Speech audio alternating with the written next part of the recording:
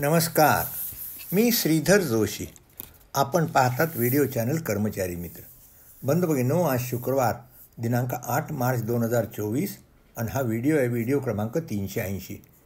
आजच्या व्हिडिओद्वारे मी 15 प्रश्नांना उत्तरं देणार आहे.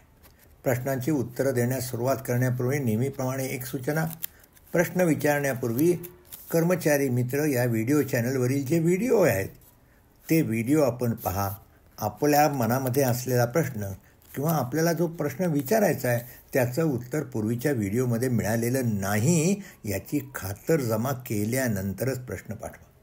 अन्यथा प्रश्नाचं उत्तर पूर्वीचं असेल तर त्याच प्रश्नाचं उत्तर मी देणं काही व्यवहार्य नाही, माझाही वेळ जातो त्याकरता. म्हणून पुन्हा एकदा विनंती की प्रश्न विचारण्यापूर्वी जुना व्हिडिओ पहा. आता तर मी सुरुवात मागे आपल्याला सांगितलं की जे व्हिडिओ केलेले ते व्हिडिओ साधारणपणे एकंदर 22 विषयामध्ये त्याची विगतवारी केलेली आहे. आणि त्या पॉडकास्ट म्हणून जो शब्द आहे तिथे जर तुम्ही क्लिक केलं तर उदाहरणार्थ आपल्याला निलंबनाविषयी जर प्रश्न असेल तर पॉडकास्टवर क्लिक करून तिथे निलंबन म्हटलं की त्या निलंबनाच्या मधले असलेले सर्व व्हिडिओ त्या विषयाचे व्हिडिओ आपल्याला पाहता येतील. चला प्रश्नांची उत्तरं देण्यास सुरुवात करतो. हा पहिला प्रश्न आहे की हे बॉम्बशोध व पथक कार्यालयामध्ये आहेत आणि यांना 6व्या वेतन आयोगानुसार 50% जोखीम भत्ता मिळत होता. तो आता मात्र 7व्या आयोगानुसार शासनाने 25% केलेला आहे आणि त्याचा निर्णय त्यांनी 2022ला केलेला आहे. आणि साधारणपणे त्यांनी प्रश्न विचारून असं दिसतं की 7वा वेतन आयोग लागल्यानंतर देखील त्यांना 50% भत्ता दिला जाता, पण तो 50% भत्ता आता 5/9/2022च्या शासन निर्णयाप्रमाणे 25% केलेला आहे. आणि मग आता जर त्यांना जो दिलेला जात असेल भत्ता तर त्या 25% म्हणजे पूर्वी जी दिलेली रक्कम आहे ती वसूल करावी लागेल असं त्यांच्या कार्यालयाचं म्हणणं आहे. तर यांचं म्हणणं यामध्ये न्यायालय जाऊ का? आपण निश्चित न्यायालयामध्ये जा.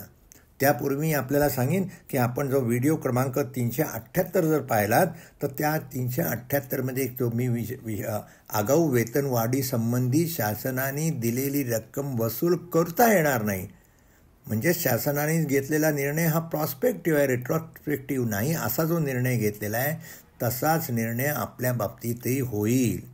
त्यामुळे पहिल्यांदा आपण शासनास निवेदन द्या, तसं नाही केलं तर आपण निश्चित न्यायालयामध्ये जा. निश्चित आपल्याकडून वसुली पूर्वीची केली जाणार नाही, पण याच्यासाठी आपल्याला न्यायालयात जावं लागेल. मग आपण शासकीय कर्मचारी असेल तर मॅटमध्ये जावं लागेल किंवा उच्च न्यायालयात देखील आपल्याला जाता येऊ शकेल. चला प्रश्न क्रमांक 2. या प्रश्नकर्त्यांचं म्हणणं की अनारक्षित खुल्या प्रवर्गातील पदावर इतर राखीव प्रवर्गातील उमेदवार वयाची सवलत घेऊन सर्वसाधारण जागेवर नियुक्ती घेऊ शकेल का? तर अर्थातच नाही. जर त्यांनी जर वयाची सवलत किंवा इतर जो क्रायटेरिया असेल, मग शैक्षणिक अर्हता असेल, वयाची अर्हता असेल, अनुभवाची, याच्यामध्ये जर सवलत घेतली असेल, जी सवलत फक्त राखीव प्रवर्गातील लोकांकरताच उपलब्ध असेल तर मात्र त्यांची खुल्या प्रवर्गातील नेमणूक होऊ शकणार नाही. आणि अशी जर नियुक्ती दिली गेली असेल तर ती चुकीची आहेत आणि ती चुकीची नियुक्ती तर रद्द होईलच. आणि त्यावर जर वरिष्ठ म्हणतील तर संमतीने ज्यांनी चुकीची नियुक्ती केली त्याच्यावर कारवाई देखील होऊ शकेल. चला पुढचा प्रश्न हे कल्याण डोंबिवली महानगरपालिकेचे कर्मचारी आहेत. त्यांचं असं म्हणणं आहे की एक वर्ग 4चे कर्मचारी आहेत आणि एक कर्मचारी वर्ग 4चेच, पण ते सेवानिवृत्त झालेले आहेत आणि दोघांवर लाच घेण्याचा गुन्हा आहे. तर आता न्यायालय अभियोग दायर करण्याचा सक्षम अधिकारी कोण, यांचा प्रश्न. तर याच्यामध्ये त्यांनी सांगितलं त्याप्रमाणे महाराष्ट्र नागरी ज्या म्युन्सिपल कॉर्पोरेशन ॲक्ट जो केलेला आहे त्या कलम 59A मध्ये त्यांनी मध्ये म्हटलेलंच आहे की एखाद्या कर्मचाऱ्याविरुद्ध फौजदारी गुन्हा दाखल करण्याकरता जे सँक्शन लागतं ते आयुक्त देतील आणि ती बाब सर्वसाधारण सभेपुढे माहितीकरता दिली जाऊ शकेल. आता या बाबतीमध्ये त्यामुळे जो कर्मचारी सेवेत आहे त्याचं सँक्शन निश्चितच आयुक्त देऊ शकतील आणि त्याची बाब सर्वसाधारण सभेपुढे ठेवू शकतील. सेवानिवृत्त जो कर्मचारी आहे त्याला सँक्शनची जरुरी नाही, कारण आता तो कर्मचारी सेवानिवृत्त झाला आहे. कारण हे जे प्रोटेक्शन आहे, जे संरक्षण आहे सँक्शन देण्याचं हे फक्त सेवेमध्ये असलेल्या कर्मचाऱ्यांकरता आहे. म्हणजे सेवानिवृत्त जो कर्मचारी आहे त्याला सँक्शन द्यायची जरुरी लागणार नाही. आता त्यांचा असा आणखीन एक प्रश्न आहे की महाराष्ट्र नागरी सेवा निवृत्ती वेतन नियमन 1982 26 गैरवर्तणूक किंवा नियम 8 खाली चौकशी करण्याकरता सर्वसाधारण परवानगी लागेल का? आता या संदर्भात 26 अर्थात पहिल्या आपल्या महानगरपालिकेच्या कर्मचाऱ्यांना महाराष्ट्र नागरी सेवा निवृत्ती वेतन नियम 1982 लागू आहेत का याची आपण खातरजमा करून घ्या. आणि मग आपण 26 काय नियम आहे? 26 काही विभागीय चौकशी करायची नाही आहे. 26 आपण या बाबतीमध्ये काय कर्मचाऱ्यावर त्याच्या 2 बाबी आहेत. एखाद्या कर्मचाऱ्यावर फौजदारी गुन्हा दाखल झाला म्हणजे हा जो सेवानिवृत्त कर्मचारी आहे त्या सेवानिवृत्त कर्मचाऱ्याला पेन्शन दिलं जात असेल आणि जर त्याच्याविरुद्ध असलेला फौजदारी गुन्हा सिद्ध होऊन त्याला जर शिक्षा झाली तर मग त्याला जे निवृत्ती वेतन दिलं जातं ते कमी किंवा कपात केली जाते. याच्याकरता निराळी स्वतंत्र विभागीय चौकशी करावी लागत नाही. अर्थात याच्या बाबतीमध्ये मात्र अर्बन नगरविकास विभागाच्या काही सूचना असतील तर याची चौकशी आपण महानगरपालिकेच्या कार्यालयामध्येच करा. पण अन्यथा जसं सँक्शनच्या बाबतीमध्ये तसं आहे तर या कर्मचाऱ्याच्या जर फौजदारी गुन्हा सिद्ध दाखल झाला तर त्याचं पेन्शनमध्ये कपात करता येऊ शकेल किंवा पूर्ण रोखता येईल. अर्थात ती बाब मात्र सर्वसाधारण सभेला दाखवावी लागेल असं मला वाटतं. पण या संबंधित नेमके नगरविकास विभागाचे काय आदेश आहेत म्हणजे महाराष्ट्र नागरी सेवा निवृत्ती वेतन नियम 1982 नियम 26 जे म्हटलेलं आहे आणि 27 आहे विभागीय चौकशी करता 27 काय विभागीय चौकशी करायची असेल तर. पण या प्रकरणामध्ये विभागीय चौकशी करण्याचा प्रश्न उद्भवत नाही. पण त्यामध्ये देखील अशी चौकशी निवृत्ती वेतनधारकाविरुद्ध करायची तर ती बाब सर्वसाधारण सभेसमोर आणावी लागेल. पण या संबंधित नेमके शासनाचे काय आदेश याची आपण खातरजमा करून घ्या. चला पुढच्या प्रश्न क्रमांक 4 यांचं म्हणणं आहे की यांची नियुक्ती झालेली आहे महाराष्ट्र आरोग्य विद्यापीठामध्ये झालेली आहे विज्ञानपीठामध्ये आणि पूर्वी हे सध्या रेशीम संचालनात नोकरी करतायत. तर यांचं म्हणणं नाशिक येथे रुजू झाल्यावर रेशीम संचालनातील सेवा नियमित धरली जाईल का? अर्थात एका शासनाच्या विभागातून दुसऱ्या शासनाच्या विभागामध्ये गेलात आणि त्या जाताना पहिल्या शासनाच्या विभागाकडून जर अर्ज केला असेल आणि त्याला तो अर्ज जर त्यांच्या थ्रू फॉरवर्ड झाला असेल आणि मग रिलीव्ह होताना त्या पूर्वीच्या विभागाकडून रिलीव्ह केलं तर पूर्वीची सेवा साहजिकच धरली जाते. पण या ठिकाणी आपण म्हणतात त्याप्रमाणे एक रेशीम संचालनालय आहे ते बहुतांशी शासनाचं आहे परंतु महाराष्ट्र राज्य विद्यापीठ जे आहे तो तिथे जी सेवा आहे ती शासकीय सेवा समजली जात नाही आणि त्यामुळे आपली पूर्वीची जी सेवा आहे ती धरली जाणार नाही. चला पुढच्या प्रश्न क्रमांक 5 यांचं म्हणणं की ACB ट्रॅप झाला जुलै 2017 हे डॉक्टर आहेत आयुर्वेदिक कॉलेजमध्ये आणि यांच्याविरुद्ध 2019 डी सुरू झाली आणि त्यांचं म्हणणं आहे की डी डिसेंबर 2023 समाप्त झाली आणि ते आता त्याच्यामध्ये ते निर्दोष ठरले असं त्यांचं म्हणणं आहे. पण अजूनही काही रिपोर्ट आलेला नाही. आता जोपर्यंत शिस्तभंग विषयक अधिकारी चौकशी अधिकाऱ्यांनी जो अहवाल दिलेला आहे त्या अहवाल अंतिम निर्णय घेत नाही. आता अंतिम निर्णय काय? जर आपण त्या ठिकाणी दोषमुक्त ठरला असाल तर आपल्या विरुद्ध विभागीय चौकशी जी सुरू केली आहे ती संपुष्टात आणली पाहिजे आणि तसा आदेश शिस्तभंग विषयक अधिकाऱ्यांनी देणं आवश्यक आहे.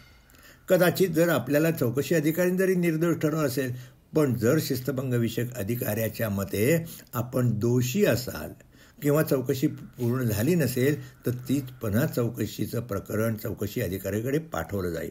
म्हणजे थोडक्यात आपला जो निलंबन काळ जो ठरवायचा आहे अंतिमरित्या जो ठरवायचा आहे तो ठरवण्यापूर्वी याकरता नेमकं आपल्या विरुद्धच्या विभागीय चौकशीमध्ये आपण दोषमुक्त ठरला आहात का आणि यामध्ये जर आपल्याला म्हटलं की या बाबतीमध्ये काय जर आपलं जर निलंबन केलंय जर ते असमर्थनीय असेल तरच निलंबन काळ हा कर्तव्य काळ म्हणून धरला जातो. आता हा कर्तव्य काळ धरण्यासंबंधीच्या ज्या तरतुदी आहेत तर आपल्याकडे महाराष्ट्र नागरी सेवा स्वेतर सेवा आणि निलंबन बडतर्फी कामावरून काढून करणे याच्या काळातील प्रदान नियम 1981 आहेत आणि या नियमामधल्या नियम 72 या संबंधीच्या तरतुदी आहेत. आता हे कुठे पाहिले कारण आपण विचारलं आहे की मला सस्पेन्शन पिरियड हा रेग्युलर धरला जाईल का आपल्या मी मगाशी सांगितल्याप्रमाणे आपण DEमध्ये जरी निष्कलंक जोपर्यंत आपण निर्दोष आहात असा निर्णय शिस्तभंगविषयक अधिकारी देत नाहीत आणि आपल्याविरुद्ध गुन्हा जो दाखल झाला आहे, कारण आपलं जर निलंबन ACB गुन्ह्याखालचं जर असेल तर त्या गुन्ह्याखालचेमध्ये आपली सुटका झाली आहे किंवा कशी काय, तिथे देखील बिनशर्त सुटका झाली तरच मग मात्र आपलं निलंबन समर्थनीय आहे किंवा नाही हे ठरवूनच, जर निलंबन समर्थनीय असेल तर आपल्याला निलंबन काळाचा कर्तव्यकाळ म्हणून धरला जाणार नाही, पण निलंबन असमर्थनीय आहे असा निर्णय झाला तरच तो कर्तव्यकाळ म्हणून धरला जातो. आणि म्हणून या संदर्भात मी आपल्याला सांगेन की महाराष्ट्र नागरी एक मॅन्युअल नियमपुस्तिका केलेली आहे आणि ती म्हणजे पुस्तिका व्हिडिओ क्रमांक, कर्मचारी मित्र या व्हिडिओ चॅनलला सबस्क्राईब केलं नसेल तर आपण सबस्क्राईब करा आणि व्हिडिओ आपण 53 पहा. व्हिडिओ 53 जर पाहिलं तर तिथल्या त्या डिस्क्रिप्शन बॉक्सच्यामध्ये मी या DE मॅन्युअल गुगल ड्राईव्हवर अपलोड करून त्याची लिंक दिलेली आहे. त्या लिंकच्या आधारे आपण DE मॅन्युअल काढून घ्या किंवा व्हिडिओ नंबर 299 पहा, 7 मार्च 2023ला प्रसारित केला आहे. त्या व्हिडिओ सोबत देखील मी नियम 72 जो आहे त्याचा एक्स्ट्रॅक्ट जोडलेला आहे. मला खात्री आहे की या सविस्तर उत्तरामुळे आपलं समाधान होईल. नसेल तर मला पुनश्च मेल पाठवा. आता पुढच्या प्रश्न करता मी दंड दिला पण पदोन्नती नाही. एखाद्या कर्मचाऱ्याला शिक्षा होणं आणि पदोन्नती न मिळणं हे दोन पदोन्नती या स्वतंत्र बाबी. एखाद्या कर्मचाऱ्याला शिक्षा किंवा दंड आपल्याला जो झालेला आहे तो का, आपल्याकडून काहीतरी गैरवर्तणूक झाली आहे म्हणून झालेलं आहे. आता पदोन्नती केव्हा कशी दिली जाते, सर्व गोपनीय अहवालात जे पाहिल्यानंतरच कर्मचारी जर पदोन्नतीला लायक असेल असं पदोन्नती समितीचं म्हणणं असेल तरच पदोन्नती दिली जाते. अर्थात पदोन्नती देताना एखादा पदोन्नतीला जरी लायक ठरला तरी मात्र शिक्षेचा अंमल जर चालू राहत असेल तर मात्र त्याला ती पदोन्नती देता येत नाही. पण एकदा आपलं जर पदोन्नतीसाठी लायक ठरला असाल आणि मग आपल्याला फक्त दंड दिला असला पण दंडाची काही त्याला काळ काही असा नसतो, तुम्ही दंड झाला दंड दिला, त्यामुळे शिक्षेचा अंमलबजावणी काही चालू नसते. आणि म्हणून जर आपण पदोन्नतीसाठी लायक झाला तर आपल्याला पदोन्नती मिळाली पाहिजे. जर मिळाली नसेल तर वरिष्ठांकडे अर्ज करा आणि नाही तर मग मात्र कदाचित मॅटमध्ये जाण्यासंबंधी देखील विचार करा. पुढच्या प्रश्नाने करूया. या प्रश्नकर्त्यांचं म्हणणं आहे की या एक रोहिणी गडहिरे या परिचर पदावर काम करत होत्या. त्यांचं 16 नोव्हेंबर 1994ला निलंबित झाल्या पण आणि 98मध्ये त्यांची सेवेत पुनर्स्थापना केली आणि 6 जून 2009मध्ये निर्दोष ठरले आहेत. आणि म्हणून त्यांचं म्हणणं की 16/11/94 ते 23/3/98चे पूर्ण वेतन मिळालेले नाही, कारण या काळामध्ये आपण निलंबित होतात. त्याचं पूर्ण वेतन आपल्याला मिळालं नाही. कारण काय, पूर्ण वेतन जो निलंबन काळ आहे तो निलंबन काळ जो आहे तो कर्तव्य काळ म्हणून धरावा किंवा काय यासंबंधीचा शिस्तभंगविषयक अधिकारी किंवा नियुक्ती अधिकाऱ्यांनी निर्णय घेतला पाहिजे. आणि तसा निर्णय घेतल्यानंतरच आपलं निलंबन असमर्थनीय असेल तरच तो कर्तव्यकाळ म्हणून धरला जाईल, अन्यथा आपल्याला धरला जाणार नाही. तरी म्हणून मी या संदर्भामध्ये मी असं केलं की आपण 27/2/2024ला अर्ज पण दिलेला आहे CEOंकडे, पण या संदर्भामध्ये वस्तुस्थिती काय आहे, कारण आपली शासनाच्या निधीची अफरातफर झाली आहे.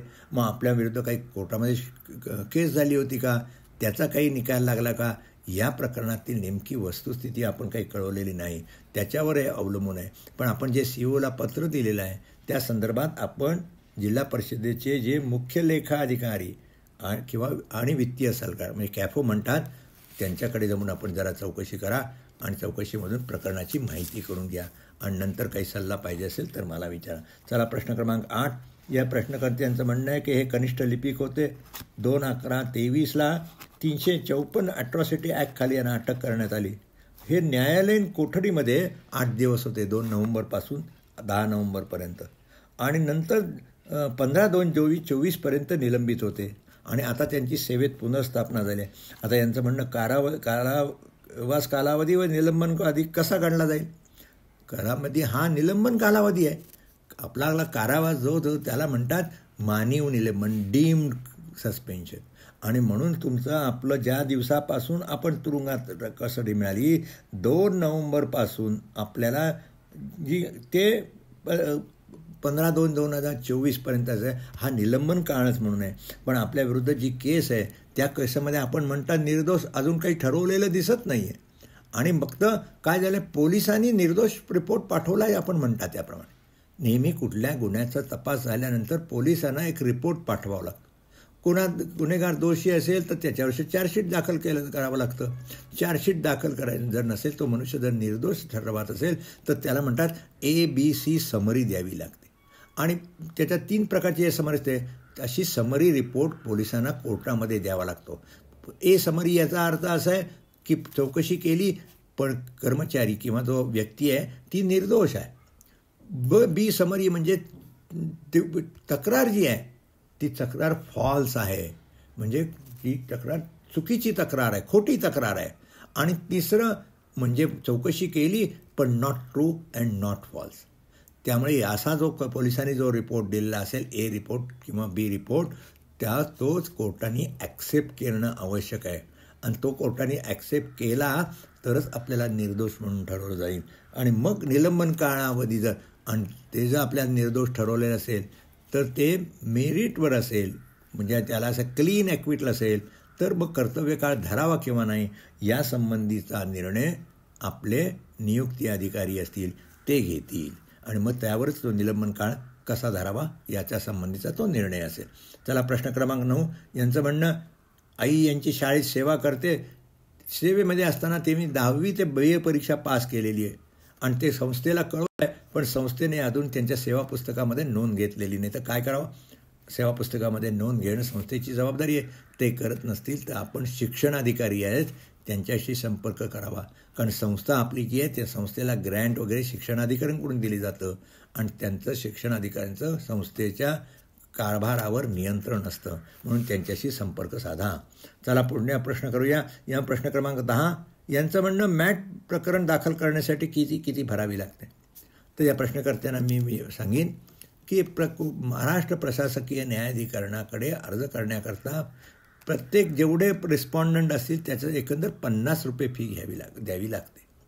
पण या संदर्भामध्ये मी आपल्याला सांगेन की महाराष्ट्र प्रशासकीय न्यायाधिकरणाने अर्ज करावा लागत असेल तर अर्जाबरोबर कुठली कागदपत्रं जोडावी लागतात, त्याला किती भरावी लागते, या संबंधीचे आपले जे प्रश्न असेल त्याची उत्तरं मी महाराष्ट्र नागरी सेवा शिस्त व अपील नियम 1979 हे जे पुस्तक आहे ज्याचा उल्लेख मी आपल्याकडे अनेक वेळा करतो आणि ते पुस्तक आपल्याला माहिती आहे की ते पुस्तक यशदामध्ये उपलब्ध आहे. आणि त्याच्यासाठी आपण श्री बबन जोगदंड किंवा यांच्याशी आपण जर संपर्क साधला तर आपल्याला निश्चितच पुस्तक आपल्यापर्यंत प्राप्त होईल. त्या पुस्तकामध्ये महाराष्ट्र प्रशासकीय न्यायाधिकरण नेहमी विचारले प्रश्नोत्तर, त्यांची कार्यपद्धती काय आहे या संबंधीची प्रश्नोत्तर दिले. ती पाहिल्यावर आपला प्रश्नाचं उत्तर मिळेल. पण आणखीन एक खुलासा, आपल्याला मॅटमध्ये जायचं असेल तर कुठल्या तरी वकिलामार्फत जा, कारण अर्ज कसा करायचा वगैरे यासंबंधी माहिती. खर्च होईल पण मॅटमध्ये वकिलातर्फे गेला तरच आपला प्रश्न जो असेल तो व्यवस्थित मॅट पुढे मांडला जाऊ शकेल. चला पुढचा प्रश्न बघा. या प्रश्नकर्त्यांचं म्हणणं आहे की मी JR कोट करतो आणि सांगतो जोडलेला आहे, त्या GRचे फोटो व्हिडिओसोबत द्या म्हणजे GR शोधणं सुलभ होईल. तर या प्रश्नकर्त्यांना सांगतो आणि या कर्मचारी मित्र या व्हिडिओ चॅनलवर व्हिडिओ पाहणाऱ्या प्रत्येकाला सांगत असतो मी की व्हिडिओमध्ये मी JRचा उल्लेख करतो किंवा जे शासन निर्णय मी आपल्याला सांगतो की गुगल ड्राईव्हवर ते अपलोड करून त्याची लिंक दिलेली असते. ती कुठे मिळते? जेव्हा आपण एखादा यूट्यूब चॅनलमधला माझा व्हिडिओ उघडता त्या व्हिडिओमध्ये त्या व्हिडिओचा विषय काय असतो ते दिलेलं असतं आणि त्या ठिकाणी मोर नावाचा एक शब्द येतो. तिथे तुम्ही जर क्लिक केलं खाली पाहिलं तर मग खाली जो GR असेल तो GR कशाचा संबंधीचा आहे त्याच्या खाली ती लिंक दिलेली आहे. त्या लिंकवर फक्त आपण क्लिक करा म्हणजे GR आपल्या मोबाईलमध्ये आपल्याला किंवा लॅपटॉपमध्ये दिसू शकेल किंवा कॉम्प्युटर PCमध्ये दिसू शकेल. त्यामुळे GRचा फोटो काढून व्हिडिओसोबत देण्याची मुळीच आवश्यकता नाही. प्रश्न क्रमांक 12 या प्रश्नकर्त्यांचं म्हणणं, निलंबन कार्यालयातील आदेश आले आहेत, दोषारोपपत्र आलेले नाही, मुख्यालय बदललेलं आहे पण तात्काळ रुजू आहे असे आदेश दिलेले आहे. या प्रश्नकर्त्यांचं निलंबन झालेलं दिसतं. आता दोषारोपपत्र नंतर येईल पण आपल्याला ज्या तारखेपासून निलंबन केलं त्यापासून साहजिकच आपण तिथे काम करू शकणार नाही. आता आपलं मुख्यालय त्या ठिकाणी दुसरीकडे गेलेलं असेल तर दुसऱ्या मुख्यालयात आपल्याला जावं लागेल. त्यामुळे ज्या दिवशी आपला निलंबनाचा आदेश प्राप्त झाला त्यापासून जर आपलं निलंबन असेल तर त्या ठिकाणी तुम्हाला त्या कार्यालयाच्या मस्टरमध्ये सही करता येणारच नाही. त्यामुळे साहजिकच कार्यालय प्रमुखाने बायोमेट्रिकवरून नाव काढलं असणार, ते योग्यच आहे. आता निलंबन झालं असल्यामुळे तुमचा काय कार्यभार असेल तो देऊन दुसरीकडे जावं लागेल, जिथे बदली झाली तिथे, गोष्ट खरी आहे. आता त्यासाठी किती वेळ लागणार वगैरे ह्याच्या संबंधीचे जे काय आदेश आहेत ते प्रकरणातील वस्तुस्थिती पाहून कार्यालय प्रमुखांकडून आदेश प्राप्त करून घेणं आवश्यक आहे. प्रश्न क्रमांक 13 या प्रश्नकर्त्या महिला अधिकाऱ्यांचं किंवा कर्मचाऱ्यांचं म्हणणं आहे, प्रसूती रजेवर असताना पदोन्नती झाल्यावर कधी हजर होता येते? पदोन्नतीचा आदेश काढल्यानंतर 1 महिन्याच्या आत पदोन्नतीच्या पदावर हजर राहायला पाहिजे. आता एक तुमची पदोन्नतीची रजा जर त्यानंतर संपत असेल तर आणखीन 1 महिन्याचं जे आहे, म्हणजे 1 महिना मुदत असते, त्यापेक्षा आणखीन 1 महिन्यांची मुदत वाढवण्याचे अधिकार आपल्याला ज्यांनी पदोन्नती दिली त्यांना असतात. त्यामुळे आपली जी प्रसूती रजा आहे ती जर 1 महिन्यानंतर संपत असेल तर त्याच्यासाठी विनंती करा की मला हजर होण्यासाठी तारीख द्या. आता आपली प्रसूती रजा जी 2 महिन्याच्या वर जरी होत असेल तरी देखील त्यानंतरच रजा मंजूर असेल किंवा जी देय प्रसूती जर असेल त्यानंतर 2 महिन्यानंतर तारीख येत असेल तर त्याकरता मात्र आपल्याला विशेष अधिकारान्वये हे जे रूल्स आहेत, सिनियरिटीचे रूल्स आहेत, त्याच्यात रिलॅक्सेशन करून घ्यावं लागेल. आता आपण म्हणून मी सांगितलं की याच्या ज्येष्ठतेवर परिणाम होईल का? जर आपण 1 महिन्याच्या आत हजर झालात, म्हणजे प्रसूतीची रजा संपत असेल आणि पदोन्नतीच्या समितीवर 1 महिन्याच्या आत हजर राहिलात तर सिनियरिटीवर परिणाम होणार नाही. 1 महिन्यानंतर अधिक मुदतवाढ 2 महिन्यापर्यंत आपल्याला प्राप्त झाली आणि 2 महिन्यात हजर आला तरी ज्येष्ठतेवर परिणाम होणार नाही. कारण आपली जी सेवा ज्येष्ठता ठरली जाणार आहे की जी सिलेक्ट लिस्ट केलेली आहे पदोन्नतीकरता, त्या पदोन्नतीप्रमाणेच जेव्हा पदोन्नती मिळालेला कर्मचारी दिलेल्या वेळेत हजर होतो नवीन पदावर तेव्हा त्याच्या ज्येष्ठतेवर काही परिणाम होत नाही. तर या संदर्भात मी आपल्याला सांगेन की या संदर्भात कर्मचारी मित्र या व्हिडिओ चॅनलवर व्हिडिओ क्रमांक 159, 160 आणि 161 महाराष्ट्र नागरी सेवा ज्येष्ठतेचे विनियमन नियमावली 2021 यावर हे 3 व्हिडिओ केलेले आहे. आणि हे नियम देखील मी गुगल ड्राईव्हवर अपलोड करून त्याची लिंक व्हिडिओ 161 बरोबर दिली आहे. आपण कर्मचारी मित्र या व्हिडिओ चॅनल सबस्क्राईब केलं नसेल तर सबस्क्राईब करा आणि हे 3 व्हिडिओ आपण पहा आणि 161च्या व्हिडिओसोबत जे ज्येष्ठतेचे नियम दिलेत ते आपण डाउनलोड करून घ्या आणि मग आपल्या प्रश्नाचं उत्तर आपल्याला मिळेल. अजून काही शंका असेल तर आपण जरूर विचारा. प्रश्न क्रमांक यांचं म्हणणं, कर्मचाऱ्यास सक्तीच्या रजेवर पाठवण्याचे काही नियम आहेत का किंवा तरतुदी आहेत का? मित्रांनो, आपल्याकडे रजेचे जे प्रकार आहेत त्याच्यात सक्तीची रजा असा कुठेही म्हणजे त्याची संकल्पना नाही आपल्याकडे. रजेच्या प्रकारामध्ये सक्तीची रजा संकल्पना नाही. पण काय होतं, कर्मचाऱ्याला ज्यावेळेस एखाद्या ठिकाणी त्याला ताबडतोब त्या पदावरून जायचं असेल तर त्याला काय करावं लागतं? एक तर त्याला बदली करून द्यावं लागतं किंवा मग त्या ठिकाणी सक्तीच्या रजेवर जाण्याकरता असे काही परिस्थिती निर्माण करायची की बाबा तू जर हजर राहिला नाहीस तर तुला दुसऱ्या पदावर दिलं जाईल किंवा तुमची बदली वगैरे केली जाईल. म्हणजे कंपल्सरी लढण्याकरता असे विशिष्ट नियम किंवा तरतुदी मुळीच नाही. पण एखाद्या कर्मचाऱ्याला असे सांगायचं की नाही, तू आता जर रजेवर गेला नाहीस तर मला तुमची इथून बदली करावी लागेल, तुला निलंबन करावं लागेल असं सांगण्यात आलं की मग तो म्हणतो किंवा तुम्ही कंपल्सरी रजेवर जा आणि मग म्हणून कंपल्सरी रजेवर जातात. ती सूचना केली जाते, तीसुद्धा लेखी नाही. त्यामुळे कंपल्सरी रजेच्या संबंधी काही नियम किंवा तरतूद म्हणजे सक्तीच्या रजेवर जाण्यासंबंधी कुठलेही नियम किंवा तरतुदी नाही. चला आजच्या शेवटचा प्रश्न करूया. या प्रश्नकर्त्यांचं म्हणणं आहे की विभागीय परीक्षा, आपल्याकडे माहिती आहे की पदोन्नती जेव्हा एखाद्या कर्मचाऱ्याला द्यायची असते त्याला विभागीय परीक्षा पास होणं आवश्यक असतं. आणि पण एखादा कर्मचारी जर विशिष्ट पदावर जाण्यापूर्वी तर ती विभागीय परीक्षा जर पास झाला नाही तर साहजिकच त्याला पदोन्नती मिळणार नाही. आता अशा परिस्थितीमध्ये मात्र पदोन्नती समितीच्या समोर ज्यांची नावं येतात यापैकी हे जे प्रश्नकर्ते आहेत त्यांच्यापेक्षा जे कनिष्ठ आहेत त्यांचं वय जर 45 झालं असेल तर त्यांना साहजिकच परीक्षेत उत्तीर्ण होण्यापासून सूट मिळालेली आहे.